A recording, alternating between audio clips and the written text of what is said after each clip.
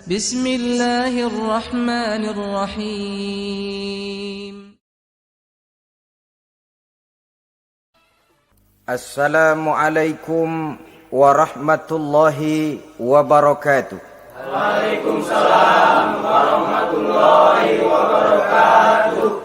Bismillahirrahmanirrahim. Alhamdulillahi rabbil alamin. Wassalatu wassalamu ala ashrafil anbiya'i wal mursalin Sayyidina wa maulana Muhammadin wa ala alihi wa ashabihil mujahidin at-tahirin, amma ba'du. Saudara-saudara kaum muslimin rahimakumullah. Pada pertemuan terdahulu kita sudah membicarakan orang-orang yang menjadi teman-teman setan dalam kehidupan di dunia ini. Maka pada pertemuan kali ini kita akan membicarakan tentang siapa yang menjadi musuh-musuh setan di dalam kehidupan. Dengan satu catatan, berbahagialah mereka yang menjadi musuh-musuh setan, tetapi celakalah mereka yang menjadi teman-teman setan. Bagaimanapun juga di dalam kehidupan ini, apabila orang telah memproklamirkan bendera permusuhan kepada kita, maka kita tentu seharusnya bersikap waspada dan mawas diri. Demikian juga iblis dan seluruh bala tentaranya yang terdiri daripada setan-setan. Mereka telah mengibarkan bendera permusuhan kepada Nabi Adam dan anak cucunya, kepada kita umat Rasulullah sallallahu alaihi wasallam. Akan sengsara dan celaka jika kepada iblis dan setan yang telah nyata-nyata mengibarkan bendera permusuhan itu kita mengadakan toleransi, mengadakan kerjasama, dan menjadi budak yang memperturutkan kemauan daripada iblis dan setan. Siapa yang menjadi musuh-musuh setan dalam kehidupan ini?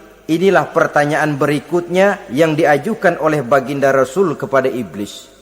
Hai iblis, kalau teman-temanmu adalah seperti yang telah engkau jelaskan tadi, sekarang cobalah beritahu saya, siapa di antara umatku yang menjadi musuhmu dalam kehidupan ini? Atas pertanyaan ini iblis laknatullah menjawab, ya Rasul, musuh-musuhku di antara umatmu, pertama anta ya Muhammad. Musuhku yang pertama adalah engkau, wahai Muhammad. Kenapa iblis mencatat Nabi Muhammad sebagai tokoh nomor satu dalam deretan musuh-musuhnya? Mudah difahami. Pertama, keberadaan Rasul merupakan rahmah lil alamin, rahmah bagi lingkungan. Yang kedua, beliau berfungsi menyelamatkan manusia dari tempat yang gelap gulita, dari tempat kesesatan menuju tempat yang terang benderang, penuh berisi petunjuk dan hidayah dari Allah Subhanahu wa taala. Maka menurut iblis, inilah manusia perintang pertama atas segala daya dan usahanya menggelincirkan manusia ke jalan yang dimurkai oleh Allah Subhanahu wa taala. Kalau kita baca sejarah, risalah yang dibawa oleh Nabi Muhammad ini memang merupakan risalah yang membawa rahmah bagi alam sekitarnya. Ada sedikit perbedaan dengan risalah-risalah sebelum beliau. Sepertinya risalah yang dibawa oleh para rasul terdahulu itu mempunyai efek yang langsung pada kehidupan di dunia ini. Nabi Nuh misalnya menyampaikan agama. Hai umatku, ini agama. Umat menentang, turun banjir yang menenggelamkan orang-orang kafir.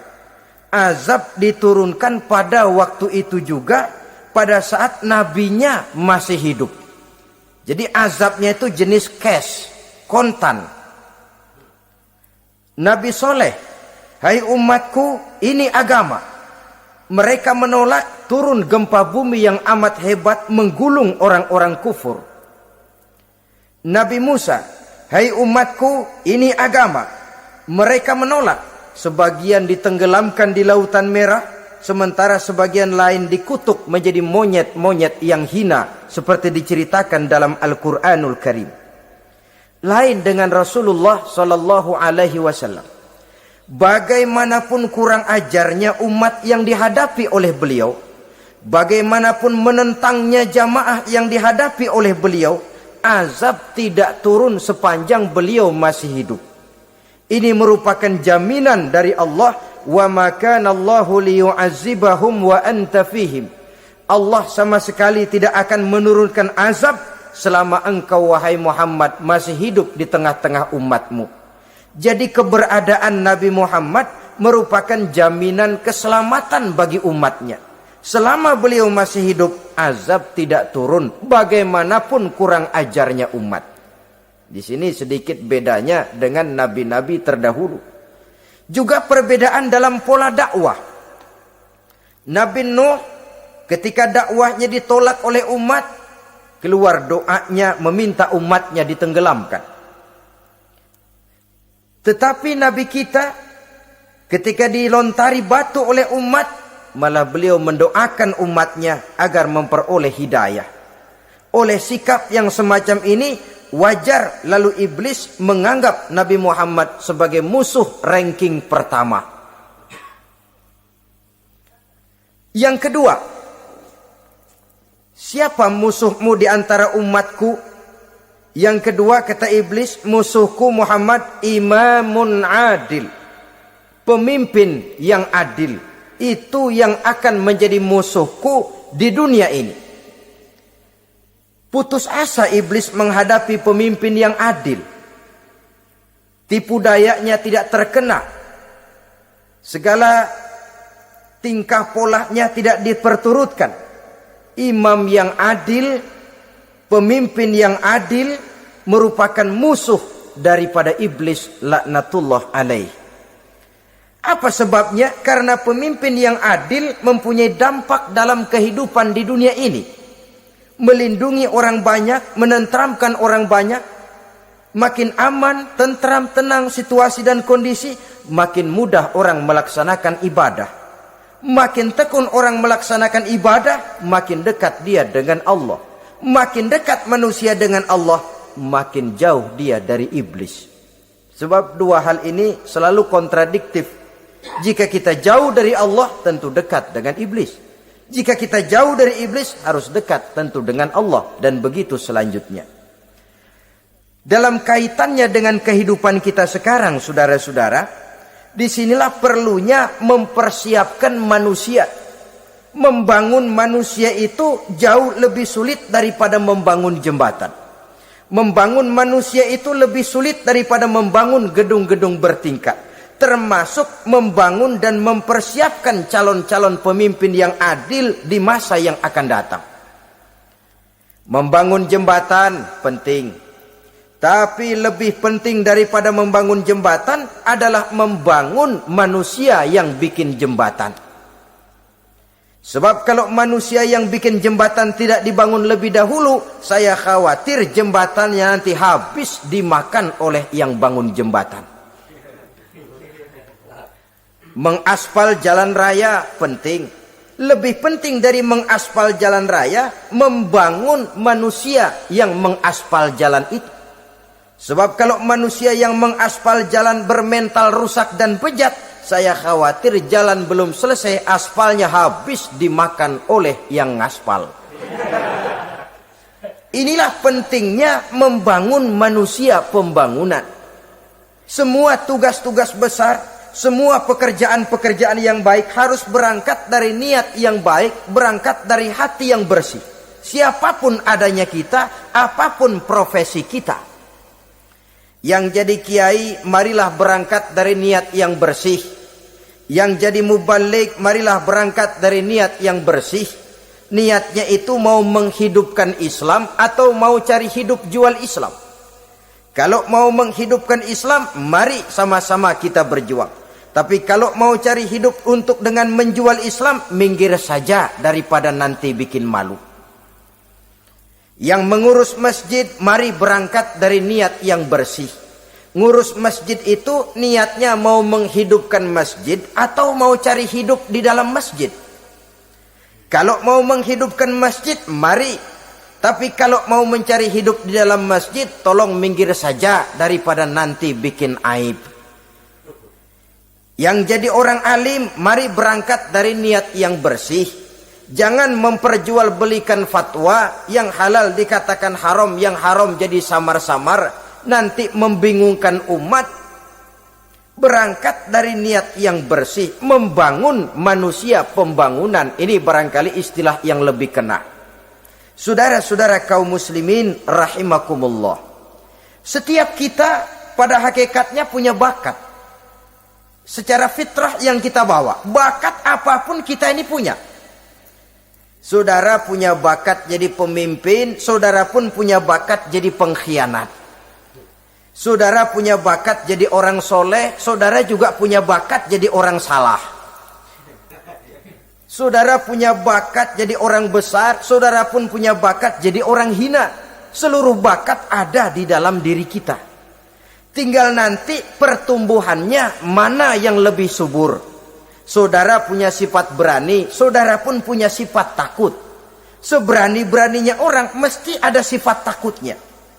Nanti mana yang tumbuh lebih subur? Kalau takutnya tumbuh lebih subur, dia akan jadi orang penakut. Kalau beraninya yang tumbuh lebih subur, dipupuk oleh lingkungan, pendidikan dan sebagainya, dia akan tumbuh jadi orang pemberani. Oleh karena itu, agama merupakan lingkungan yang subur untuk menumbuhkan benih-benih yang baik yang kita bawa bersamaan dengan lahirnya kita ke alam dunia ini. Setiap kita, saya, saudara, punya bakat jadi pemimpin, punya bakat jadi pengkhianat, punya bakat jadi pengabdi, punya bakat jadi koruptor, punya bakat jadi pemelihara, punya bakat jadi perusak. Tinggal nanti lingkungan, pendidikan yang menumbuhkan mana yang tumbuh lebih subur. Kalau lingkungan saudara lingkungan maling, maka sifat pengkhianat akan tumbuh lebih subur. Kalau nanti saudara jadi pemimpin, insya Allah korupsi. Lingkungan yang menumbuhkan sifat mengabdi, sifat berbuat tanpa pamrih, dikalahkan oleh sifat pengkhianat dan korupsi itu yang dibentuk oleh lingkungan, pendidikan, pengalaman dan sebagainya. Oleh karena itu, secara dini agama menanamkan, menyuburkan fitrah-fitrah yang baik yang kita bawa bersamaan dengan hadirnya kita dalam kehidupan ini. Sebab itu seorang penyair bernama Syauqi mengatakan dalam sebaik syairnya, waladatka ummuka ya ibna adam bakian wan nasu haulaka yadhakuna surura. Hai manusia, pada saat kamu dilahirkan kamu menangis dan orang lain di sekelilingmu ketawa. Kakek senyum dapat cucu baru, paman gembira dapat keponakan baru, sementara kita yang lahir menangis. Betul apa benar? Apa ada saudara yang begitu dilahirkan terus nyengir? Saya kira kabur dukunnya itu. Setiap kamu hai manusia lahir dalam keadaan menangis, orang sekelilingmu tertawa. Karena itu katakan kepada mereka yang senyum di sekelilingmu, hai manusia, pada saat saya dilahirkan saya menangis dan kamu semua tertawa. Baik manusia. Tapi nanti pada satu saat harus terjadi kebalikannya. Kalau dikala saya lahir saya menangis dan kau semua senyum, nantilah manusia. Kalau satu saat saya meninggalkan alam dunia ini, saya akan berangkat dengan senyum. Dan kalian semua akan berurai air mata. Kalau perlu dari Sabang sampai Merauke kibar bendera setengah tiang. Kalau perlu. Jangan terbalik, kita mati melotot orang malah gembira. Karena hidup selalu membawa sifat-sifat yang merusak. Inilah orang kedua yang menjadi musuhnya iblis dan beruntung menjadi musuh iblis. Siapa? Imamun adil, pemimpin yang adil. Saudara-saudara kaum muslimin rahimakumullah. Yang ketiga musuh iblis, ghaniyun mutawadhi. Orang kaya yang rendah hati. Orang kaya yang tidak sombong. Kaya apa saja. Baik kaya oleh karena ilmu, orang yang kaya karena ilmu disebut orang alim. Baik kaya karena materi, orang kaya karena materi dinamakan hartawan. Baik kaya karena kedudukan, orang yang kaya karena kedudukan dinamakan pejabat. Orang kaya yang rendah hati itu musuh iblis. Beruntung dia menjadi musuh iblis. Iblis tidak senang ada orang kaya tidak sombong. Tapi iblis paling senang kalau ada orang kaya sombong.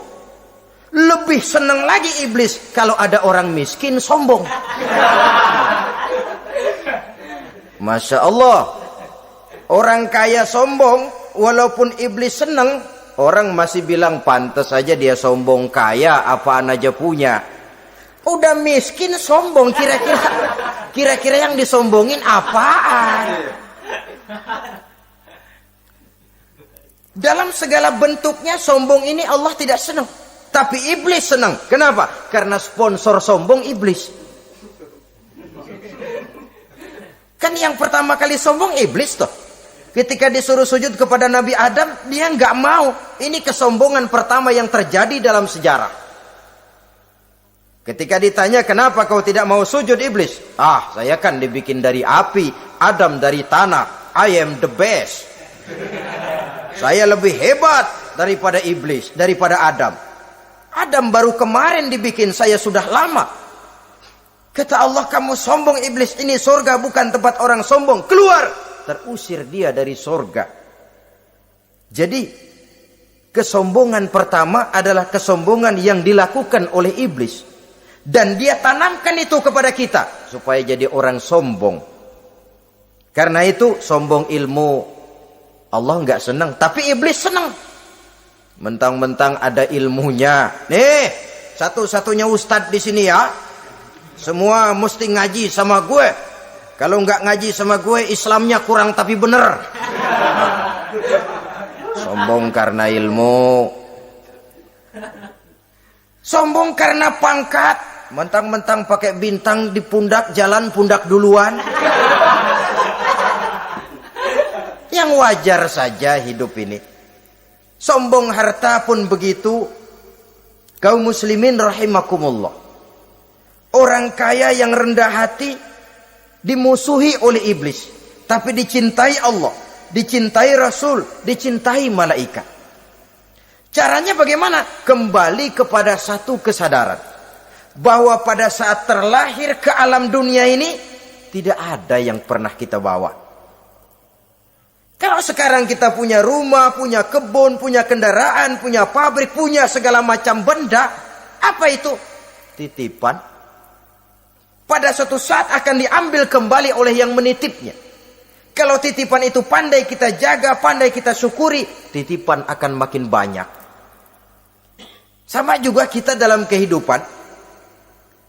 Kalau orang bisa kita percaya, saya mau pergi ke luar negeri, rumah saya titip kepada tetangga.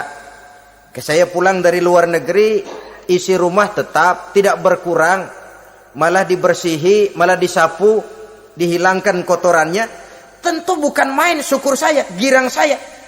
Akan bertambah kepercayaan saya untuk menitipkan apa saja. Ini makna la in syakartum la azidannakum wa la in kafartum inna azabi lasyadid. Kalau kamu pandai bersyukur, aku tambah nikmat. Tapi kalau kamu ingkar, azabku teramat pedih. Artinya apa? Nikmat bisa berubah menjadi azab kalau kita tidak pandai mensyukurinya. Ma'asyiral muslimin rahimakumullah. Orang yang kaya ilmu lalu rendah hati, tidak selalu ingin menonjolkan diri. Ini kadang-kadang yang tanggung ini yang bikin berabe. Alim bener enggak, geblek bener juga enggak. Yang sedikit-sedikit mau nonjolin diri. Kalau enggak jadi imam enggak mau ke masjid. Enggak jadi imam enggak mau ke musola. Pokoknya kalau enggak jadi imam marahan sama musola. Macam mana? Saudara-saudara kaum muslimin, rendah hati. Tidak selalu ingin menonjolkan, sebab orang yang selalu ingin menonjolkan dirinya biasanya orang yang kekurangan kepercayaan kepada kemampuan dirinya sendiri. Dia selalu ingin dinomorsatukan.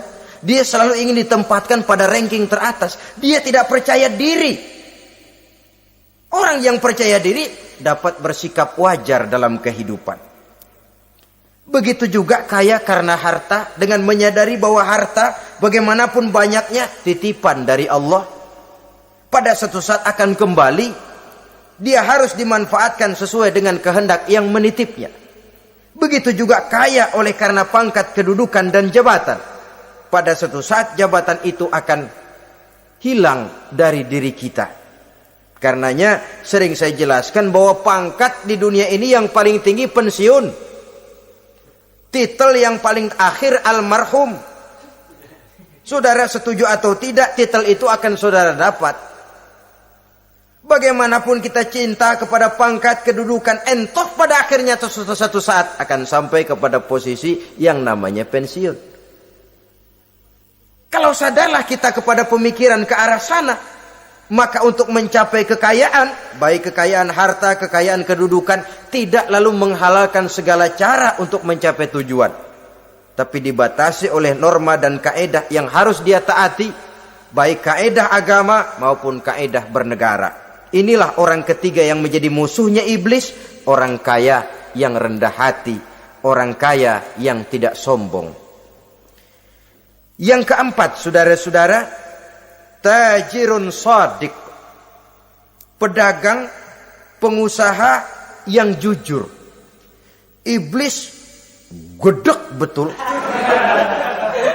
benci bukan main sama pengusaha, sama pedagang yang jujur, yang tidak ngurangi timbangan, tidak nipu pembeli, tidak barang yang jelek dibilang bagus, atau yang bagus di atas yang jelek di bawah, atau dicampur yang baik dengan yang jelek supaya kelihatan semuanya jadi baik. Semua orang ingin untung, tidak ada kecuali siapapun orangnya, dan itu wajar. Setiap manusia ingin mendapat keuntungan, kalau perlu dengan modal minimal mencapai keuntungan maksimal, seperti yang diajarkan oleh teori ekonomi. Itu kan yang namanya produktif kan. Satu usaha dinamakan produktif, bagaimana kita mengeluarkan modal minimal bisa mencapai keuntungan maksimal. Silakan. Bahwa manusia ingin untung itu insting, naluri, fitrah. Tidak ada orang yang mau rugi. Tapi cara mencapai keuntungan itu yang membedakan antara seorang muslim dengan yang bukan muslim. Sudah pernah saya sampaikan, apabila kaum pengusaha, para pedagang sudah dijangkiti penyakit yang tidak jujur, yang akan timbul adalah kekacauan ekonomi. Kekacauan ekonomi bisa menimbulkan revolusi sosial, dan revolusi sosial merupakan kiamat satu generasi. Semua kericuhan hampir bermuara dari perut, dan itu ekonomi. Orang nodong perut, orang korupsi perut. Ya walaupun korupsi kalau sudah kelas kakap tidak lagi sekedar urusan perut. Ya perut apa yang diurusin kalau korupsinya miliaran itu? Perut jin barangkali. Saudara-saudara kaum muslimin rahimakumullah. Oleh karena itu, pedagang yang jujur, pengusaha yang jujur, ini merupakan musuh iblis. Iblis tidak senang kalau ada pengusaha yang jujur. Iblis tidak senang kalau ada pedagang yang jujur. Tapi iblis akan tepuk tangan kalau pedagang sudah selingkuh, kalau pengusaha sudah nipu. Ada orang bilang, sekarang mah kalau jujur-jujur bener nggak makan apa-apa dong kita. Sebab katanya jangan lagi nyari yang halal, sekarang ini yang haram aja seret. Rupanya sering masang undian nggak pernah kena. Lalu bilang jangan yang halal, yang haram aja nggak kena-kena katanya. Sebenarnya bukan itu masalahnya, saudara-saudara. Bukan itu masalahnya. Masalahnya ialah bahwa kejujuran membawa keberkahan. Ini kalau kita berpikir dengan kacamata agama. Keberkahan merupakan sumber ketenangan. Dan ketenangan ini tidak bisa dibeli dengan materi yang bagaimanapun banyaknya. Walaupun kita punya percetakan duit, ketenangan itu nggak bisa dibeli. Jangankan cuma punya duit banyak, percetakan duit saudara punya, mau membeli ketenangan yang berasal dari keberkahan, sulit. Jadi kejujuran membawa keberkahan, keberkahan membawa ketenangan. Jangan macam dulu tukang sol sepatu. Ditanya oleh temannya, "Bang, ngesol satu hari dapat berapa?" 200 rupiah. Sembayang enggak? Enggak. Islam? Islam, kalau Islam mah. Kata temannya, "Sembayang dah, kali aja besok dapat rezeki lebih banyak." Yang benar, iya. Sebab kalau orang sholat itu Allah dekat, nanti rezekinya ditambah. Beneran? Bener. Subuh sembayang dia. Habis sembayang sarapan, berangkat ke tempat dia ngesol, mangkal. Dari pagi sampai jam 11 belum ada juga yang ngesol. Mulai bimbang hatinya. Katanya kalau sembayang rezeki tambah. Tadi sembayang subuh sampai gini hari belum ada yang ngesol. Cobaan kali, sabar. Datang sholat zohor. Habis zohor nunggu lagi, belum juga ada yang datang ngesol. Udah mau pulang hampir maghrib, baru datang satu orang dandanin sendal jepit putus.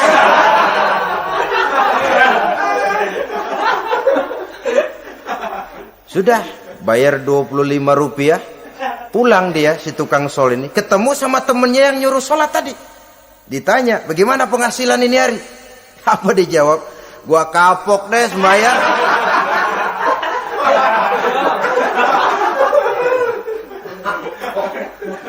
Kemarin nggak sembayang dapat 200, sekarang begitu sembayang jigo.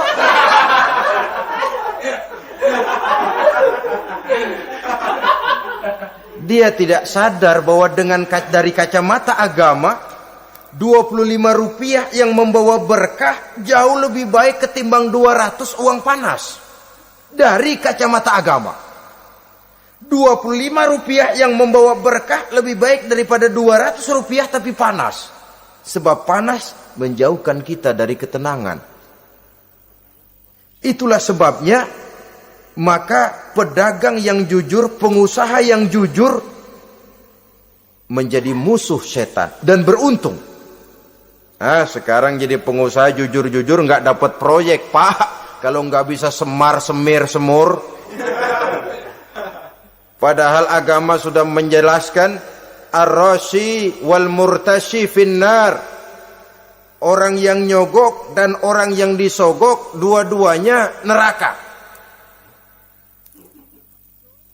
Kenapa? Join termasuk ta'awanu 'alal ismi wal udwan. Bertolong-tolongan dalam berbuat dosa dan kesalahan. Kalau hadiah, lain hadiah. Kalau sodakoh, lain sodakoh. Tapi yang namanya semir, suap, ar-rashi wal murtashi finnar. Saudara-saudara kaum muslimin rahimakumullah. Jadi pedagang yang jujur, pengusaha yang jujur merupakan salah satu roda perekonomian. Kegoncangan ekonomi akan menimbulkan dampak sosial yang sangat luas dan kompleks. Yang pada giliran puncaknya, dampak paling negatifnya, dia sanggup menggerakkan terjadinya revolusi sosial. Bukankah sebagian besar gerak hidup manusia dimotivasi oleh keinginan untuk mempertahankan kelangsungan hidup? Dan kelangsungan hidup artinya mulut. Mulut itu artinya perut, dan itu artinya makan. Setelah itu mungkin baru pangan, baru sandang, baru dia berpikir pakaian dan sebagainya. Jadi karena dia merupakan penggerak roda ekonomi, pedagang yang jujur, pengusaha yang jujur mutlak diperlukan dalam kehidupan ini. Sebab sekali lagi, kejujuran akan membawa keberkahan, keberkahan memberikan ketenangan dalam kehidupan. Oleh karenanya kita umat Islam, biarin duit kita banyak, asal berkah. Itu tentu idealnya. Ketimbang dikit tidak berkah, lebih baik ia banyak, ia berkah. Dan keberkahan itu datang lewat kejujuran. Kejujuran ini sudah dicontohkan oleh Rasul pada saat beliau berniaga ke negeri Syam. Dikala berumur 9 tahun, bahkan dikala berumur 25 tahun, seketika membawa dagangan Sayyidatuna Khadijah yang kelak jadi istri beliau. Saudara-saudara, kita maklum bahwa solat merupakan sarana yang paling efektif untuk mendekatkan manusia kepada Allah. Makin dekat manusia dengan Allah, makin tidak senang iblis dan setan. Karena itu segala macam cara mereka berusaha mengaduk-ngaduk solat kita. Dan sesungguhnya, jikalau kita mengerjakan solat, itu kan targetnya cuma 2. Pertama, agar solat kita itu sah. Yang kedua, agar solat kita itu qabul, yakni diterima oleh Allah. Kalau soal sah dan tidak, ukurannya gampang. Saya kalau ditanya orang, Pak, solat saya sah atau tidak? Saya bisa jawab. Saudara, solatnya syarat rukunnya cukup apa tidak? Cukup, sah. Itu kalau perkara sah. Tapi kalau sudah perkara qabul, Pak, solat saya diterima atau tidak oleh Allah? Ini saya tidak bisa jawab. Kenapa? Soal qabul mencakup masalah batin. Cuma ukuran logikanya, kalau syarat rukun cukup, insya Allah qabul. Saudara-saudara kaum muslimin rahimakumullah. Oleh karenanya, pada saat kita sholat, iblis, setan datang dari segala macam penjuru supaya kita kehilangan rasa khusyuk. Apalagi kalau kita jadi imam yang gerak kita, bacaan kita dilihat, didengar, disaksikan oleh orang banyak. Digodanya gerakan kita, dibolak-baliknya hati kita, supaya di dalam sholat itu banyak yang kita ingat, hal-hal yang tidak ada hubungannya dengan sholat. Kadang-kadang belum sholat kita ribut nyari pulpen, nggak ketemu, begitu takbir ingat pulpen di atas lemari. Mulai goncang lagi niat kita sholat. Kadang-kadang kalau hati tidak bisa dipermainkan, iblis berbisik lagi. Gerakan kita dalam sholat tidak mencerminkan kekhusyuan. Kalau gerak juga ternyata masih bisa khusyuk, bacaan kita dibuatnya kita seperti dikejar-kejar waktu. Sholat isya misalnya, dengan cara kilat khusus, super singkat. Saya katakan tadi, apalagi kalau kita jadi imam, iblis mudah mendatangkan penyakit riya. Karena mengimami orang banyak, lalu supaya dikira alim, dibuatlah sholatnya itu mantep-mantep. Surahnya dicari yang panjang-panjang, paling pendek sabihis sama wadduha. Tapi kalau sudah sholat sendirian, cukup inna a'toinakal kautsar sama kul huwallahu ahad. Kayaknya khusyuk bukan main. Kalau imam, bahasanya dipaseh-pasehin kayak orang 16 tahun di Mekah. Usolli fardhol maghribi salasa raka'atin. Saudara-saudara kaum muslimin yang berbahagia, oleh karena solat merupakan sarana yang paling efektif untuk mendekatkan diri dengan Allah, maka orang yang khusyuk di dalam solatnya merupakan musuh utama daripada iblis. Sekarang bagaimana bisa khusyuk caranya? Kalau khusyuk 100%, rasa-rasanya sulit. Untuk sampai ke arah sana orang memerlukan tahapan. Kepada Imam Ali karramallahu wajhah, baginda Nabi pernah memberikan satu tes. Ali, saya ya Rasul, kalau kau bisa sholat 2 rakaat saja dengan khusyuk, aku kasih hadiah sorban. Baik ya Rasul. Sembahyang Imam Ali 2 rakaat. Selesai sholat, assalamualaikum wassalamualaikum. Rasul bertanya, yang mana sorbannya Li?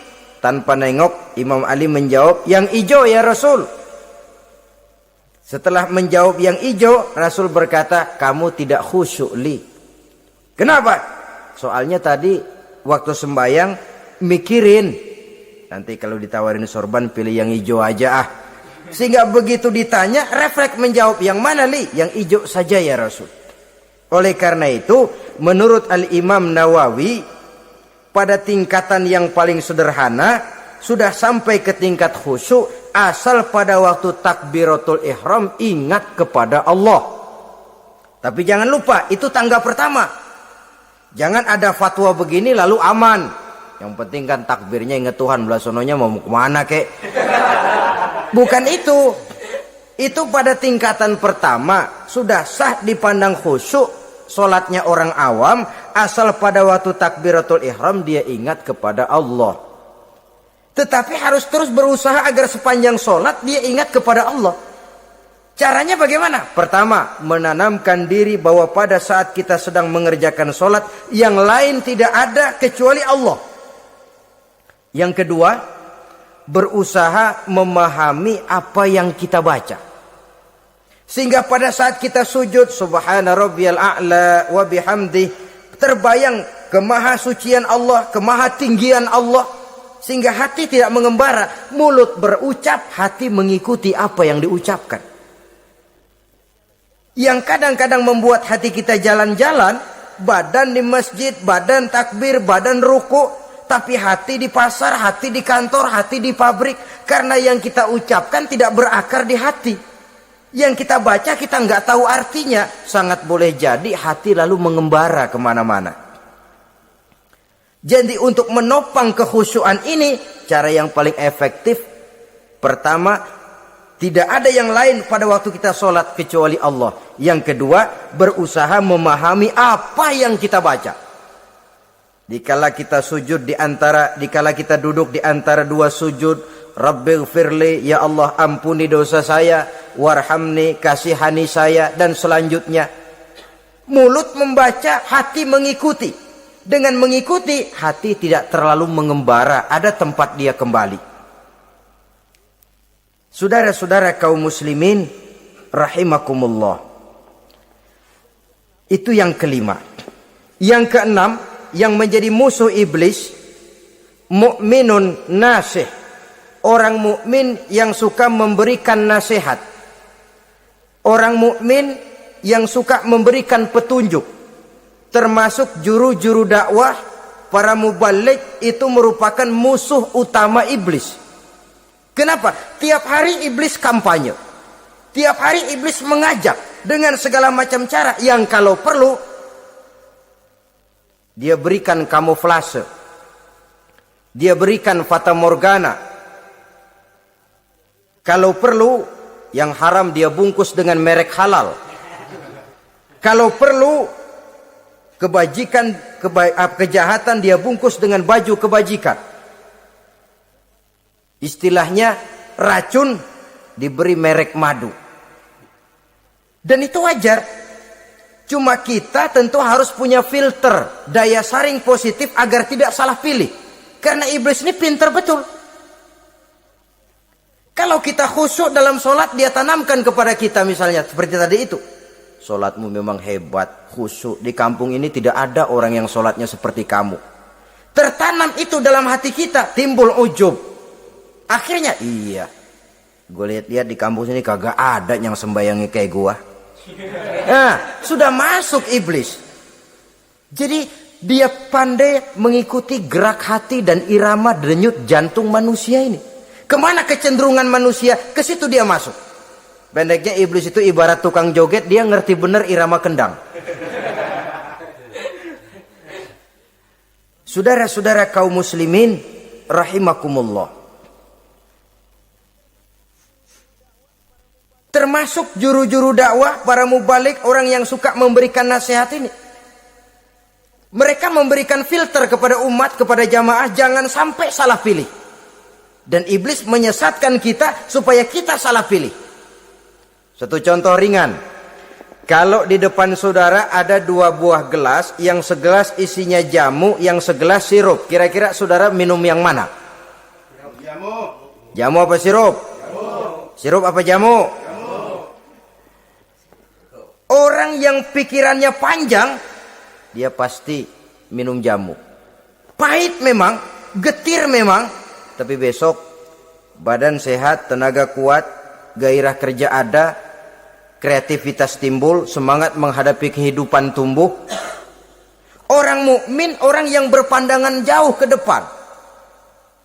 Pandangannya panjang. Panjang kemana? Tidak cuma ke dunia, sampai juga dia memandang ke alam barzah, ke akhirat. Sholat itu jamu, pahit. Ngaji, hadir di majelis taklim itu jamu, pahit.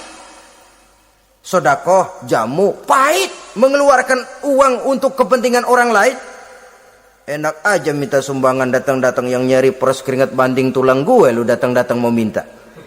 Yang enak ngumpulin harta lalu bakhil bin pelit alias medit. Itu jamu. Saudara hadirin yang saya muliakan, sedekah jamu pahit, puasa jamu pahit, jihad jamu pahit.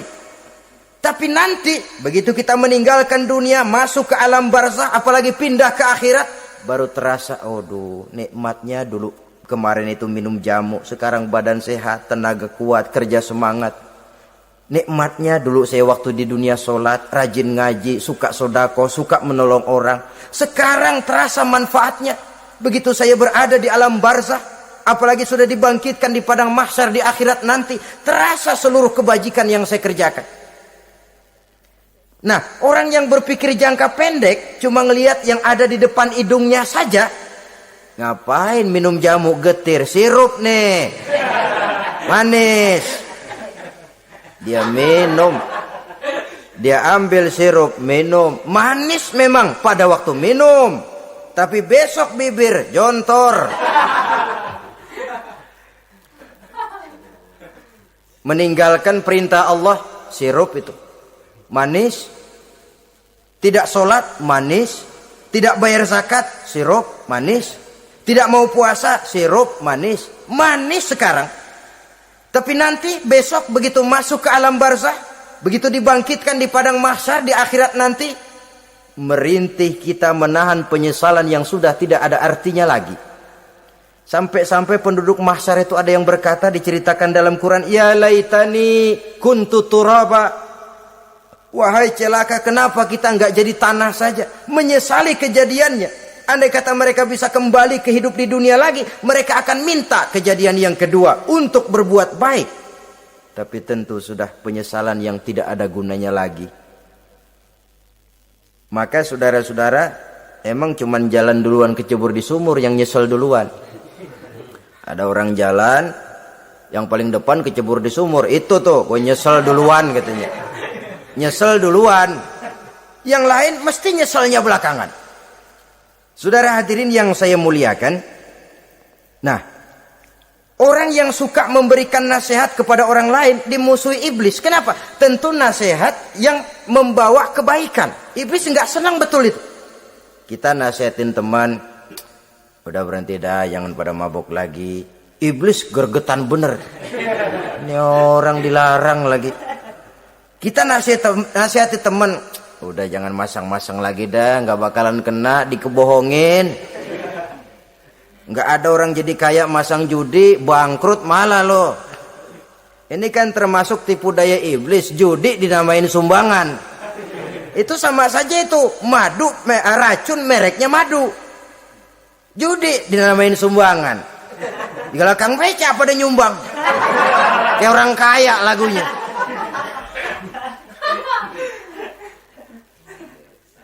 Saudara-saudara kaum muslimin rahimakumullah, adalah kewajiban kita memang untuk tawasau bil haq, saling nasihat menasihati. Setiap kita juru dakwah, setiap kita wajib menyampaikan apa yang sudah kita tahu kepada orang yang belum atau kurang tahu. Saudara yang bisa bismillah wajib mendakwahkan bismillah itu kepada orang yang belum tahu bismillah. Saudara bisa Fatihah harus menyampaikan itu kepada orang yang belum bisa Fatihah. Persetan dengan orang lain. Apalagi yang cuma kerjanya ngeritik saja, lu baru bisa Fatihah doang udah ngajar. Biar aja yang diajarin gak bisa Fatihah kok. Apa masalahnya pemerataan di bidang keilmuan? Sebab memang biasa penonton itu selalu lebih pandai menilai, kayaknya lebih pintar dari yang main. Sama saja orang nonton bola ngomel melulu, padahal dia sendiri belum tentu bisa main. Dengerin orang pidato pun begitu, monten bisa. Wah, kalau dia yang pidato 1 jam kayak semenit. Tapi kalau si Ano tuh kita udah pegel belum juga mau berhenti. Monten bisa, coba dia suruh pidato udah 1/4 jam masih ama ba'du. Apa mau dibilang ama ba'du?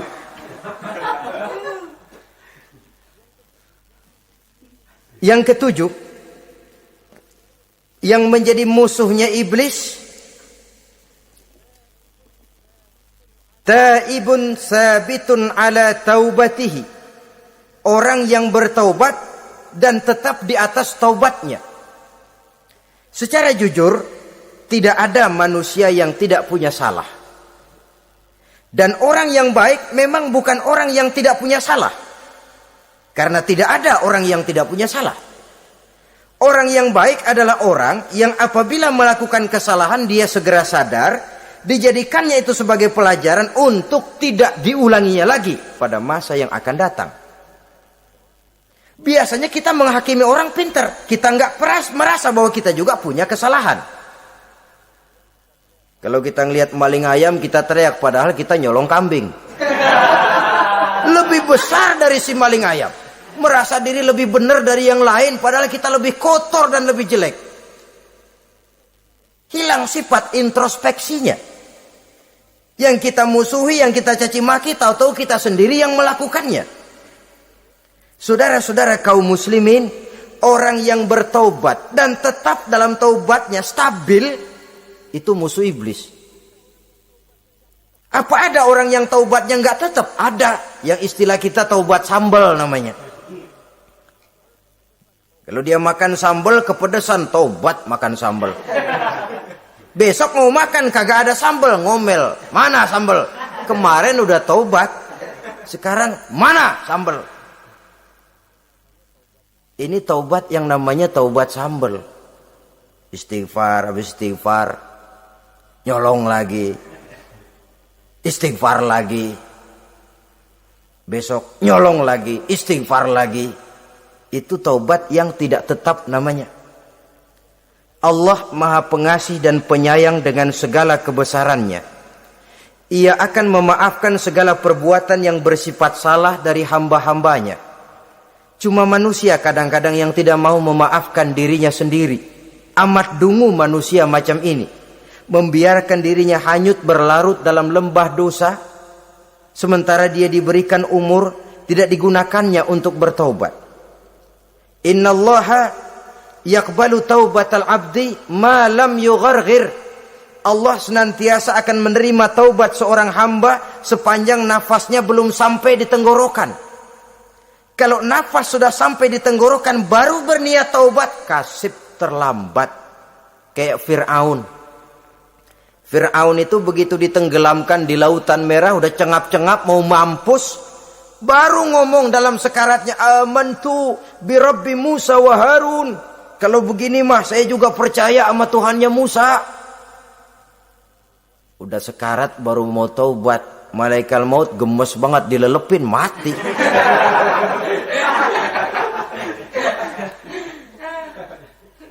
Nah, kepada adik-adik remaja, biasanya kalau sudah bicara taubat, pikiran kita, taubat mau urusan 70 tahun ke atas. Kita masih lama ini. Sebenarnya tidak. Masalah taubat adalah masalah salah dan dosa. Masalah salah dan dosa adalah masalah manusia. Sejak dia akil balik sampai ajal datang merenggut nyawa. Hidup ini tidak selalu berjalan mulus. Hidup ini tidak selalu berjalan di atas kertas putih. Kadang kita tersilap, kadang kita tersalah. Kadang situasi dan kondisi menyebabkan kita berbuat lain dari yang seharusnya. Itu kehidupan. Silih berganti. Oleh karenanya pesan Nabi, wa'atbi'i sayyi'atal hasanah. Perbuatan salah ikuti dengan kebajikan. Dosa iringi dengan taubat. Jangan nunggu. Saya untuk taubat takut nanti bikin lagi. Nah, ini namanya punya harapan mau bikin lagi. Nanti aja dah kalau tua-tuaan. Saudara, kalau dosa itu ditumpuk, itu sama saja kotoran yang menodai hati. Kalau kotoran gak rajin kita bersihin, dia akan berkarat. Dan kalau sudah berkarat, sudah sulit untuk dibersihkan. Itu makna ungkapan Imamul Ghazali, hati manusia sebening kaca. Lapisan dosa yang dia kerjakan adalah debu yang menutupi jernihnya kaca. Orang yang bersih dari dosa, dekat dengan Allah, hatinya jernih seperti kaca. Dari hati yang jernih, radarnya kontak kepada Allah. Sinyalnya nyambung channelnya itu. Getarannya hebat. Wajar kalau lalu dia bisa tahu apa yang besok akan terjadi. Diberitahu oleh Allah. Yang namanya ilmu laduni itu. Ilmu yang ditransfer langsung oleh Allah. Karena kebersihan hatinya. Ah, mana ada orang gak belajar bisa pinter. Iya, kalau hatinya butek emang gak ada. Tapi kalau Allah mau berberangkat dari hati yang bersih, yang kontaknya nyambung kepada Allah, hati itu seperti kaca, kata Imam Ghazali. Dosa yang kita lakukan adalah debu. Kalau debu sedikit datang kita lap, datang lagi kita bersihin, datang lagi kita bersihin, insya Allah nggak sampai jadi noda di atas kaca itu. Tapi kalau nunggu debu itu sampai bertumpuk, besok aja ngelapnya dah, besok aja ngebersihinnya, bertumpuk dia, sulit membersihkannya. Walaupun kena, nodanya tentu tertinggal di atas kaca itu. Karena itu, dalam kehidupan remaja misalnya, pemuda misalnya, kita tidak bisa menolak mode. Tidak bisa menolak musim. Modenya disco, modenya breakdance, modenya joget, modenya jaipongan. Mode pada waktunya habis, ya habis. Tapi bagaimanapun dia akan punya dampak, memberikan bekas dalam membentuk kepribadian. Dan ini efek yang tidak kita inginkan. Efeknya, bukan modenya itu. Jadi oleh karenanya saudara-saudara, masalah taubat bukan masalah 70 tahun ke atas, tapi masalah manusia sejak dia akil balik sampai ajal datang merenggut nyawa. Sepanjang nafas belum sampai di kerongkongan, Allah akan menerima taubat seorang hamba. Bahkan dalam hadis qudsi Allah menyatakan, "Lau amiltumul khotoya hatta mala'atis sama, thumma nadimtum fataballahu alaikum." Kalaupun kamu berbuat dosa sampai penuh langit dengan dosamu, kemudian kamu bertaubat dan menyesal, Allah pasti akan menerima taubatmu. Jadi orang yang taubat dengan sebenarnya dan tetap dalam taubatnya, itu musuh iblis. Tapi orang yang taubatnya angin-anginan, iblis demen banget. Hari sembahyang, besok mabok, besoknya lagi nyolong, besoknya lagi zina, besok taubat lagi. Kata iblis, surak, iya lu gocet dah Tuhan.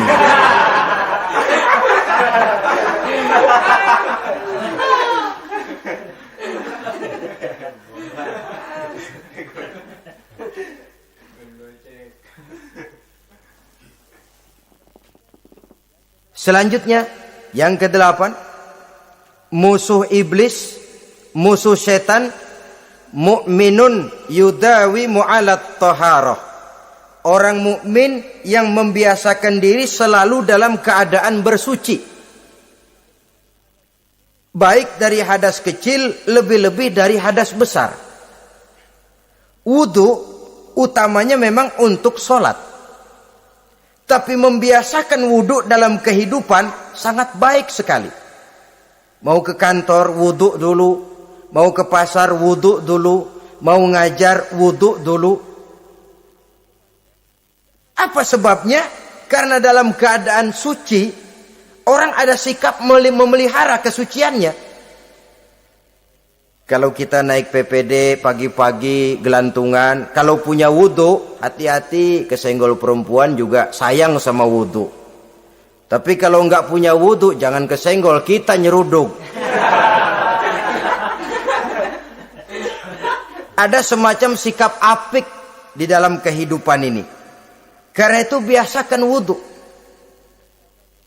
Untuk menjaga kebersihan diri, kebersihan zahir, kebersihan batin. Belum lagi kemanfaatan di akhirat. Sebab kata Nabi, inna ummati ya'tuna yaumal qiyamah ghurran muhajjalin min asaril wudhu. Umatku di akhirat nanti akan datang menghadap Allah dengan muka berseri-seri, bersinar-sinar dari sebab sering wudhu. Sehingga tidak usah mengaku pun Rasul akan memanggil karena muka yang sering tersentuh air wudhu ini. Mu'minun yudawimu alat toharah. Orang mukmin yang selalu membiasakan diri berada dalam keadaan suci, berwudhu. Kita lihat ajaran wudhu ya. Dari sejak bacaan-bacaannya saja itu sudah membawa manfaat. Lalu dari segi bahwa kita manusia sering tersilap melakukan dosa-dosa kecil. Dosa-dosa kecil itu oleh air wudhu dia rontok. Tangan kita suka colak-colek pada saat membasuh dua tangan. Allahumma inni as'alukal yumna wal barakah wa a'udzubika minasyu'mi wal halakah. Dosa yang ada di tangan itu rontok. Mata kita suka pelotot-pelotot, nggak karu-karuan pada saat membasuh muka. Nawaitu raf'al hadasil asghar. Dosa yang ada di mata rontok. Dari segi pembersihan batin. Belum lagi dari segi pembersihan zahir. Sehari semalam kalau 5 kali saja kita terkena air wudhu, itu sudah menjaga kesehatan dan kebersihan. Saudara-saudara kaum muslimin rahimakumullah. Yang kesembilan, orang yang menjadi musuh iblis yaitu mutawarra'un anil haram. Orang yang memelihara diri dari yang diharamkan oleh Allah. Terpelihara dirinya, terpelihara yang dimakannya, yang diminumnya dari jenis-jenis yang haram, baik sedikit maupun banyak. Jangan cuma teriak haram waktu sedikit, tapi giliran banyak halal. Sama saja orang dikasih tahu, itu ada cerita anak-anak, Pak Haji punya anak main judi, dikasih tahu, Pak, anak bapak main judi, astagfirullah katanya. Tapi menang Pak, alhamdulillah.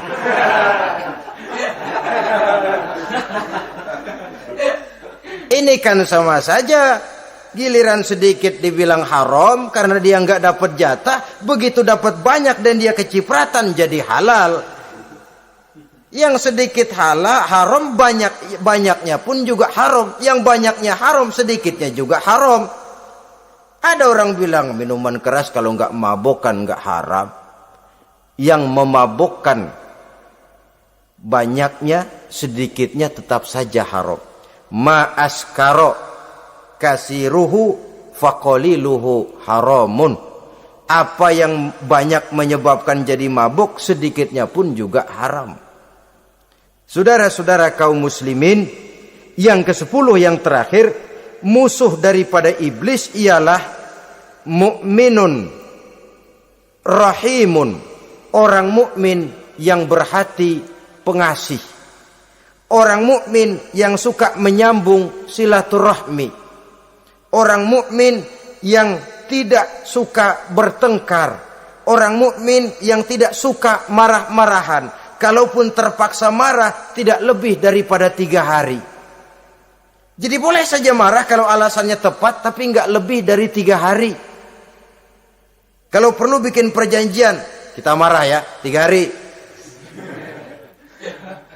Itu limit. Tidak halal kata Nabi bagi seorang muslim menjauhi saudaranya lebih dari 3 hari.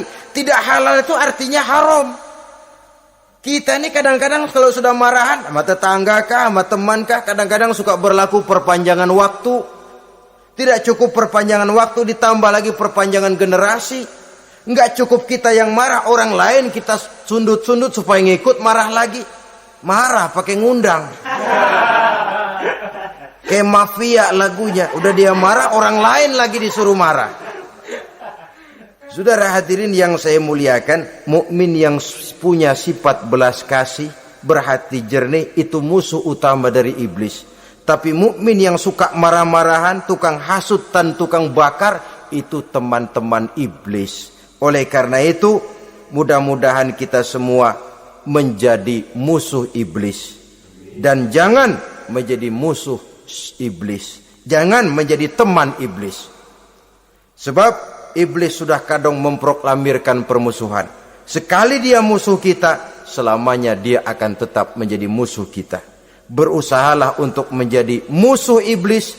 Dan jangan sekali-kali toleransi. Jangan berusaha menjadi teman iblis. Inilah yang kita bicarakan pada pertemuan ini. Mudah-mudahan ada manfaatnya. Terima kasih atas segala perhatian. Mohon maaf atas segala kekurangan. Wassalamualaikum warahmatullahi wabarakatuh. Waalaikumsalam warahmatullahi wabarakatuh.